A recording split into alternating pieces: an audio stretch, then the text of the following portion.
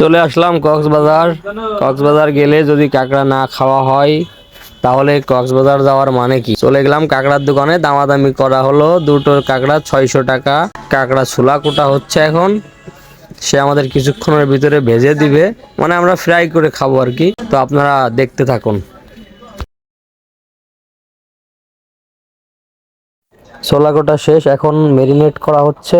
এখন উনি এগুলা ফ্রাই করে দিবে। তো তারপর আমরা খাবো আর কি। খেয়ে অবশ্যই জানাবো কীরকম হয়েছে, আপনারা দেখতে থাকুন।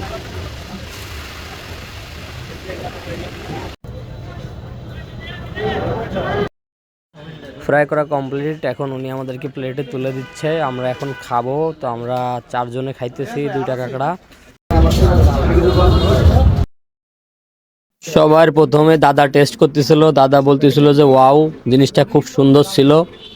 এরপরে ছিল আমাদের আফিল কাকা, তারপরে আছে আমাদের সুমন কাকা, আর সর্বশেষ আমাদের বড়দা।